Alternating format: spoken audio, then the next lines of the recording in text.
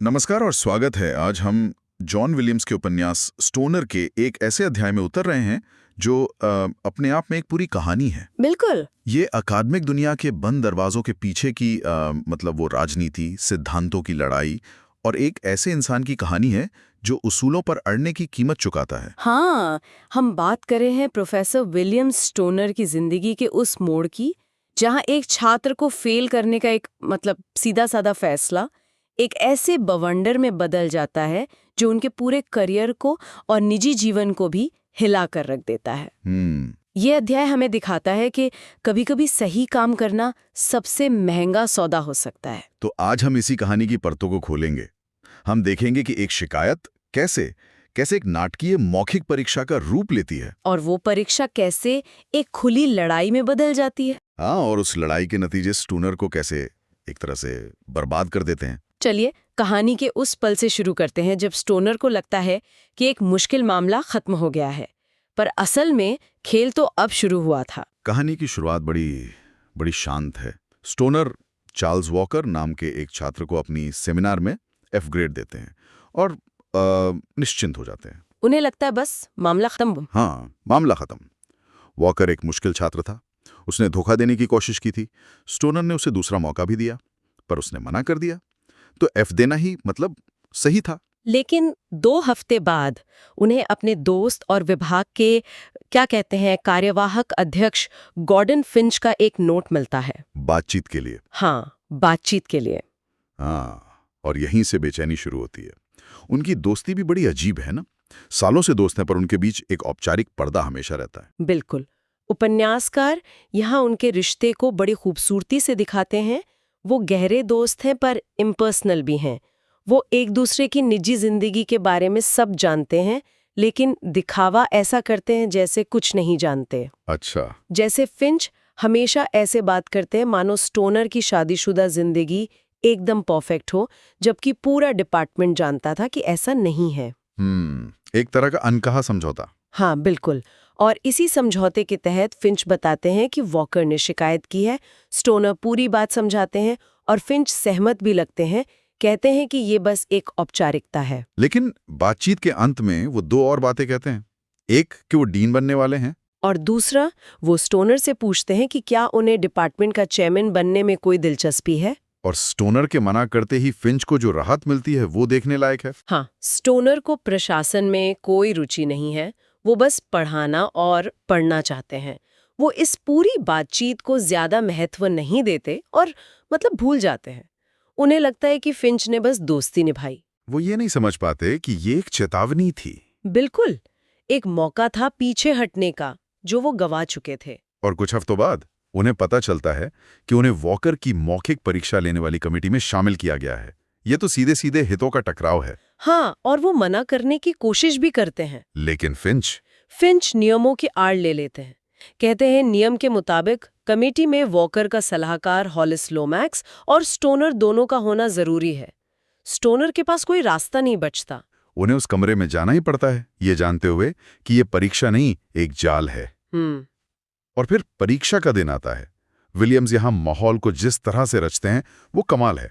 कोई चीख चिल्लाहट नहीं, बस एक खामोश तनाव, एक लंबी पॉलिश की हुई मेज। एक तरफ वॉकर घूर रहा है और दूसरी तरफ परीक्षक और वॉकर का सलाहकार लोमैक्स अपनी उंगलियों को मेज पर थपथपा रहा है।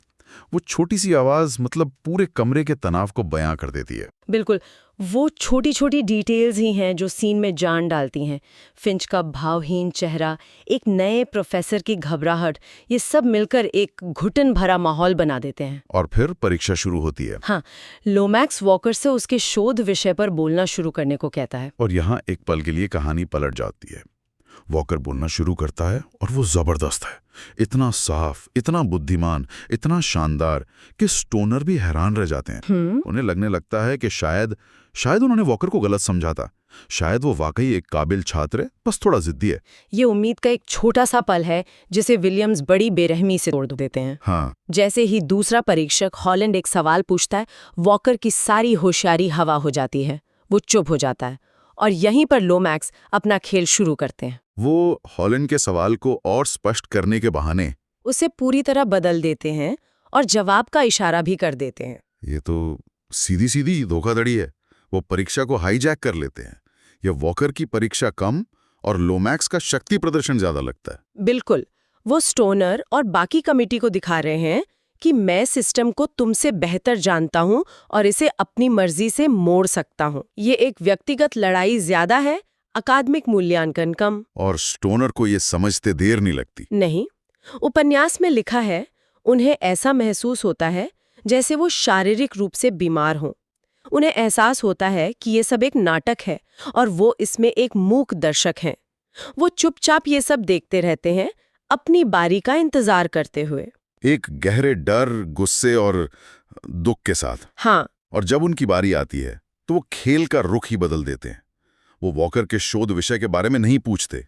वो एक भावहीन आवाज में कहते हैं, मिस्टर वॉकर, मैं आपसे अंग्रेजी साहित्य के बारे में कुछ सरल सवाल पूछूंगा। ये स्टोनर का मास्टर स्ट्रोक है। वो लोमैक्स के बिछाए जाल से बाहर निकलकर लड़ाई को अपने मैदान पर ले आते हैं। और वो ऐसे बुनियादी सवाल पूछते हैं, एंग्लो सैक्सन छंद के सिद्धांत, मध्ययुगीन नाटकों के नाम, मतलब जिनका जवाब हर ग्रेजुएट छात्र को पता होना ही चाहिए। सही है। और हर सवाल पर वॉकर की अज्ञानता सामने आ जाती है। वो या तो टालमटोल करता है या बड़ी बड़ी अस्पष्ट बातें करता है। लोमैक्स बार बार बीच में बोलने की कोशिश करते हैं, लेकिन स्टोनर उन्हें दृढ़ता से रोक देते हैं। यहाँ स्टोनर का गुस्सा एक अजीब सी दया में बदल जाता है। उन्हें वॉकर और लोमैक्स दोनों पर तरस आने लगता है। हाँ, उन्हें एहसास होता है कि ये दोनों कितने हताश हैं। और अंतिम प्रहार तब होता है जब स्टोनर वॉकर के अपने विशेषज्ञता के क्षेत्र से सवाल पूछते हैं। वो लॉर्ड बायरन की एक कविता का जिक्र करते हैं और वॉकर पूरे आत्मविश्वास से उन्हें ठीक करते हुए कहता है कि ये कविता बायरन की नहीं बल्कि कीट्स की है। और ये एक ऐसी तथ्यात्मक गलती है जिसने सब कुछ साफ कर दिया। हाँ, बहस की कोई गुंजाइश ही नहीं बचे। इसके बाद स्टोनर बस इतना कहते हैं, मेरे पास और कोई सवाल नहीं है, खेल खत्म। वॉकर को कमरे से बाहर भेज दिया जाता है और अब असली लड़ाई शुरू होती है। लोमैक्स तुरंत बचाव में उतर आते, कहते हैं कि वॉकर थक गया था, स्टोनर ने उस पर दबाव डाला। वो पास वोट करते हैं। और हॉलैंड जो नए हैं वो उलझन में है। हाँ, वो कहते हैं कि वॉकर कमजोर था लेकिन वो कोई कड़ा रुख नहीं अपनाना चाहते। और स्टोनर वो दो टूक कहते हैं, फेल। ये एक स्पष्ट विफलता है। और फिर वो एक ऐसी बात कहते हैं जो इस पूरे टकराव का सार है। वो कहते हैं, मैं उसे डिग्री लेने से रोक रहा हूं और उसे कॉलेज में पढ़ाने से रोक रहा हूं, और मैं ठीक यही करना चाहता हूं। उसका एक शिक्षक बनना एक आपदा होगी। ये उनके लिए सिर्फ एक छात्र को पास या फेल करने का मामला नहीं है। ये उनके लिए उस संस्था की आत्मा को बचाने की लड़ाई है जिससे वो प्यार करते हैं। वो दखल देते हैं और फैसला 2 दिन के लिए टाल देते हैं। वो टकराव से बचना चाहते हैं। और अगले दिन फिंच स्टोनर को अपने ऑफिस बुलाते हैं और बम फोड़ते हैं। वो कहते हैं, हॉलिस लोमैक्स विभाग के नए चेयरमैन बनने वाले हैं, फैसला हो चुका है। ये स्टोनर के लिए एक बहुत बड़ा झटका है। बिल्कुल। और फिंच की दलीलें बहुत व्यावहारिक हैं। वो स्टोनर को समझाते हैं कि लोमैक्स बहुत बदला लेने वाला इंसान है, वो तुम्हारा करियर बर्बाद कर देगा। और फिर वो एक बहुत ही निराशाजनक बात कहते हैं। क्या? वो कहते हैं, हम वॉकर जैसे लोगों को बाहर नहीं रख सकते। उनका मतलब है कि सिस्टम में ऐसे लोग हमेशा रहेंगे, तो लड़ने का क्या फायदा, समझौता कर लो। मुझे फिंच का किरदार बहुत दिलचस्प लगता है। एक तरफ वो स्टोनर का दोस्त है, पर दूसरी तरफ वो एक प्रशासक है। क्या आपको लगता है कि उसने स्टोनर को धोखा दिया? ये एक बेहतरीन सवाल है। धोखा शायद थोड़ा मजबूत शब्द हो, लेकिन उसने निश्चित रूप से अपनी दोस्ती पर अपनी प्रशासनिक सुविधा को प्राथमिकता दी।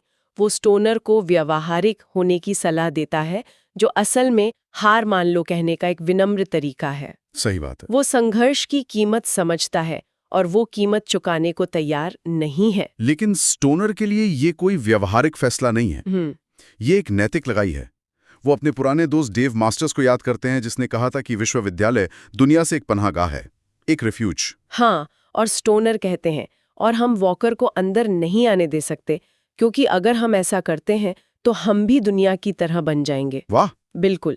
स्टोनर के नजरिए से अगर वो यहाँ समझौता कर लेता तो वो उस विचार को ही नष्ट कर देता जिसे वो सबसे ज्यादा महत्व देता है। उसके लिए ये लड़ाई हारना मंजूर था, पर बिना लड़े हारना नहीं। और तभी लोमैक्स कमरे में आ जाता है। हाँ, और वो स्टोनर पर पक्षपात का आरोप लगाकर औपचारिक शिकायत दर्ज करने की धमकी देता है। यहाँ फिंच अपना आखिरी दांव खेलते हैं। एक प्रशासक के तौर पर वो शांत लेकिन दृढ़ लहजे में लोमैक्स को धमकी देते हैं कि अगर कोई शिकायत हुई तो वो लोमैक्स को बर्बाद करने के लिए झूठ भी बोलेंगे। वो कहते हैं इस ऑफिस में ये मामला खत्म हो गया है। तो एक पल के लिए लगता है कि स्टोनर जीत गए, फिंच ने उन्हें बचा लिया। लगता है, लेकिन लड़ाई खत्म नहीं हुई थी। वो बस अपना रूप बदलने वाली थी। 10 दिन बाद लोमैक्स के चेयरमैन बनने की घोषणा होती है और उसके 2 हफ्ते बाद अगले साल का क्लास शेड्यूल आता है और लोमैक्स का बदला बहुत शांत, ठंडा और क्रूर है। हाँ, ये नौकरशाही की हिंसा है, द वायलेंस ऑफ ब्यूरोक्रेसी। बिल्कुल सही शब्द। कोई चीख पुकार नहीं, कोई लड़ाई नहीं, बस एक कागज का टुकड़ा, एक नया टाइम टेबल जो स्टोनर का एकेडमिक जीवन तबाह कर देता है। उनकी सारी एडवांस्ड और ग्रेजुएट कक्षाएं छीन ली जाती हैं। हाँ, उन्हें सिर्फ नए छात्रों की कक्षाएं दी जाती हैं, वो भी ऐसे समय पर कि उनका पूरा हफ्ता बर्बाद हो जाए। ये किसी नए प्रशिक्षक से भी बदतर शेड्यूल था। स्टोनर यूनिवर्सिटी छोड़ने के बारे में सोचते हैं, लेकिन उनकी पत्नी एडिथ भी उनके खिलाफ खड़ी हो जाती है। जब मैंने पढ़ा कि एडिथ कहती है, एक अपाहिज के लिए तुम्हें इन चीजों को इतना महत्व नहीं देना चाहिए, वो पल बहुत ही ज्यादा चुभने वाला था। वो न सिर्फ स्टोनर के पेशेवर संघर्ष को, बल्कि उसके नैतिक सिद्धांतों को भी पूरी तरह से खारिज कर देती है। वो एक बहुत ही क्रूर क्षण है। एडिथ लोमैक्स की शारीरिक अक्षमता का इस्तेमाल स्टोनर के उसूलों को छोटा और महत्वहीन बताने के लिए करती है। और यहाँ एक और सवाल उठता है, लोमैक्स एक कमजोर छात्र वॉकर के लिए इतना कुछ दांव पर क्यों लगा रहा है? हाँ, ये बात मेरे भी दिमाग में आई थी। उपन्यास में इसके कुछ संकेत हैं। वॉकर भी लोमैक्स की तरह ही शारीरिक रूप से अक्षम है। शायद लोमैक्स उसमें अपना एक अक्स देखता है, एक ऐसा व्यक्ति जिसे सिस्टम आसानी से कुचल सकता है। अच्छा। उसके लिए वॉकर को बचाना शायद खुद को या अपने जैसे किसी और को बचाने जैसा है। ये उसके लिए एक बहुत ही निजी और भावनात्मक लड़ाई बन जाती है जो स्टोनर समझ ही नहीं पाता। तो स्टोनर हर तरफ से गिर जाते हैं। उनका पेशेवर जीवन उनके नए चेयरमैन ने छीन लिया है और घर पर उनकी पत्नी भी उनके साथ नहीं है। वो वहीं रहने के लिए मजबूर हैं, एक ऐसी जगह पर जहां उनसे वो काम छीन लिया गया है जिससे वो सबसे ज्यादा प्यार करते थे। तो ये अध्याय सिर्फ एक छात्र के फेल होने की कहानी नहीं है। ये ईमानदारी, समझौता और सत्ता के दुरुपयोग की कहानी है। ये दिखाती है कि कैसे व्यक्तिगत लड़ाइयाँ सिद्धांतों पर हावी हो जाती हैं और कैसे एक संस्था धीरे धीरे अपने ही आदर्शों को खोखला कर देती है। फिंच का व्यावहारिकता चुनना, लोमैक्स का बदला लेना और एडिथ का साथ छोड़ देना, हर किरदार अपनी मजबूरियों और इच्छाओं से बंधा है और स्टोनर इन सब के बीच अकेले खड़े रह जाते हैं। और यही हमें उस अंतिम सवाल पर लाता है जिसके साथ यह अध्याय हमें छोड़ जाता है। क्या स्टोनर ने सही काम किया? क्या एक वॉकर को सिस्टम से बाहर रखने के लिए अपने करियर और अपनी मानसिक शांति को दांव पर लगाना सही था? या फिर फिंच सही थे कि कभी-कभी बड़े लक्ष्य के लिए छोटे सिद्धांतों से समझौता कर लेना ही समझदारी है? क्या स्टोनर का अपने उसूलों पर अड़े रहना बहादुरी थी या एक जिद्दी बेवकूफ?